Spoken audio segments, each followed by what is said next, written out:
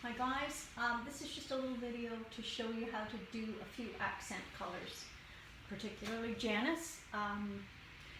Some of you have already touched up your roots and now you're sort of thinking, okay, I've got that part done. When you're in the salon, I do your root retouch and I put your color accents on at the same time. It's a little bit much for you to manage at home. So basically, whenever you manage your root retouch, that's just fine, and it doesn't matter a week or 2 weeks later, you have enough courage to think, okay, now I'm going to try putting in those few little color accents. I'm going to just show you, I think, an easy way for you to do that yourself.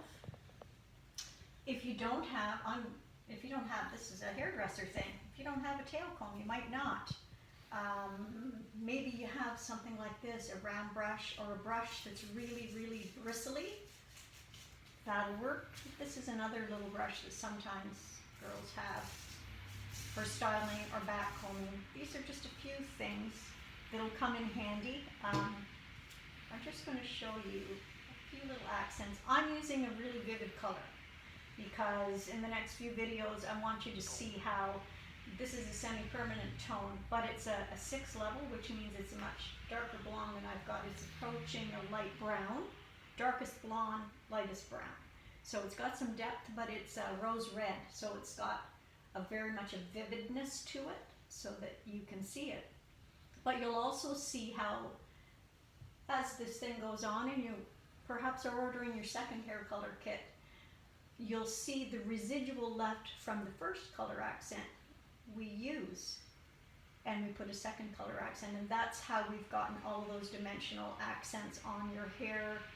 You girls know who I'm talking about. Janice Steele, you're prime one. We do purples, we've done rose, we've done pinks, we've done all different shades, but the reason we're able to achieve that is because the second, third, and fourth time we have residual colors that have faded that we use as an accent. This is starting with 0 accent, so it's a good way to show you. Now you want to have just come in, and if you want to get fancy, you can zigzag this. If you forget to do that, that's okay. I'm just going to go sort of a triangle from the crown. This would be the point, and the wider part would be towards the front. So I've got less hair on this part of the triangle because I have less hair on this side. And this is more of my bang, so I'm coming over more to the outside of my eyebrow on this. Again, it's not a huge strategy that we have here. If you want to take some hairspray and hold this hair out of the way, or if your hair can tuck, that's great.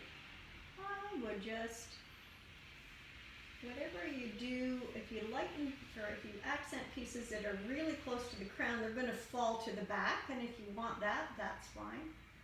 I'm going to take a section here. I don't know, it's probably a strong 1/2 inch wide. But what I'm going to do is back comb it. So if you don't have a comb to back comb it, you can, there's little tricks. You can spray it with some dry shampoo. Some of those things will make it more ruffly. You're basically not wanting to have a hard line. So you want a bunch of that hair out of the way. So you've got just the ends that you're dealing with, and the rest you leave back comb. That's okay. Then you can take ordinary kitchen foil, and this is a generous piece. It doesn't really matter. Just tear off a piece, and you're going to put the accent color just on the ends, actually. There.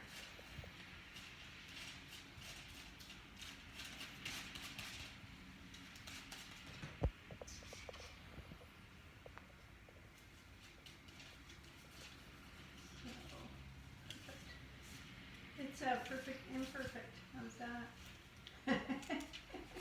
So obviously it's helpful if you have somebody behind you to help you do this. Makes a difference. If you don't, see, basically you want this focused on those ends and leave the rest of that. Give it a little bit of a pinch. then I'm going to fold this up. So the bigger the piece, it's probably a little easier for you to manage. You've got those wraps that you use for baked potatoes. That'll work. And you might want to dry your hands on a towel and use a towel you don't care about, because your accent color is, it always has a little bit of extra pigment.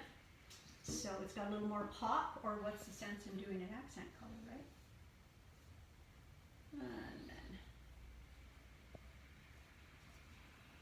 I'm going back home again. So it will stain. So, you know, your favorite white towel won't be so white.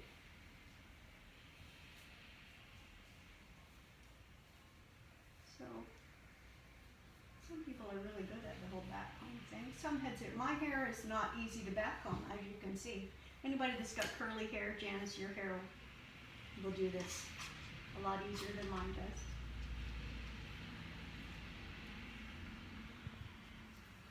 So again, it's mainly those ends that I want. Just want a color pop.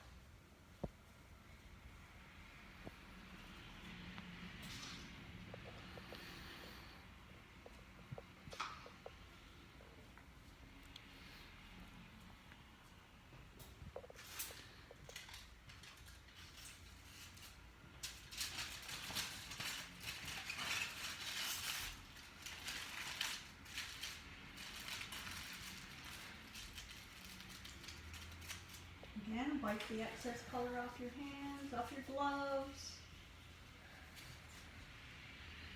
And then I'm going to grab this. So basically I've got 3 pieces here.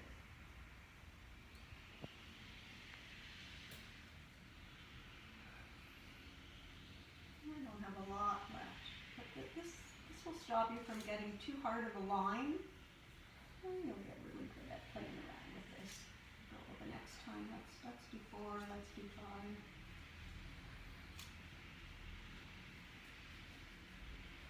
So you can see all of this here doesn't get any color on it. So this is going to end up, if you visualize, I'm going to color from there out with a bright shade.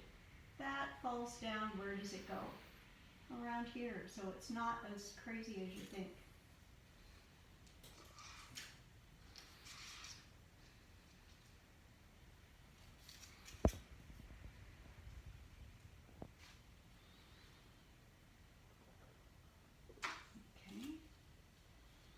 Where that's going to be.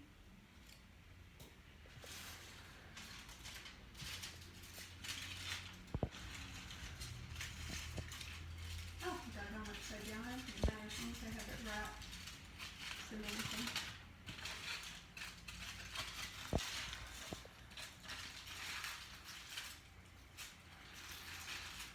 So you can leave this 15 minutes.